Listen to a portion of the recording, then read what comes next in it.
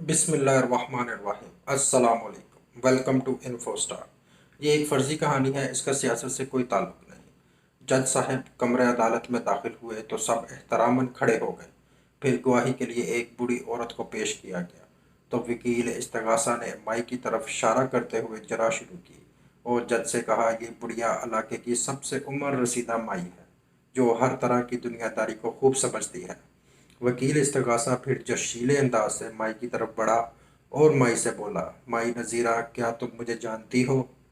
مائی نذیرہ نے چشمہ درست کیا اور وکیل کو دیکھ کر بولی، ہاں مسعود، میں تمہیں اس وقت سے جانتی ہوں جب تم ایک چھوٹے بچے تھے، اور یقین جانو تم نے مجھے بہت مایوس کیا۔ تم جھوٹ بولتے ہو، لوگوں کی لڑائیاں کرواتے ہو، طائفوں کے کوٹھے پر جاتے ہو، شرابی ہو، اپنی بیوی کو دھوکہ دیتے ہو، بے شمار لوگوں کے پیسے ادھار لے رکھے ہیں۔ ہاں ہاں، میں تمہیں بہت اچھے طریقے سے جانتی ہوں مسعود۔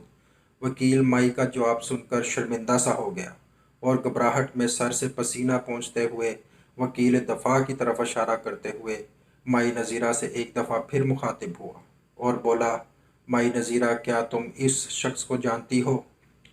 مائی نذیرہ نے اینک درست کرتے ہوئے وکیل دفاع کی طرف دیکھا اور بولی، بالکل جانتی ہوں، یہ عبدالقدوس ہے۔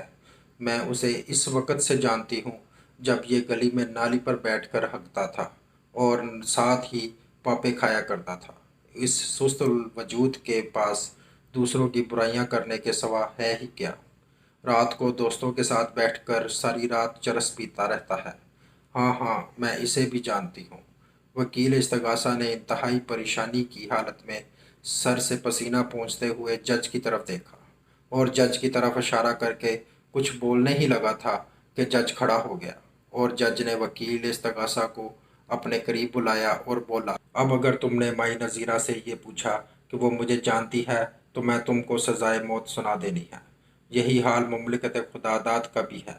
یہاں ہر صاحب اختیار کے کرتوت ایک مائی نذیرہ نے ریکارڈ کر کے رکھے ہوئے ہیں۔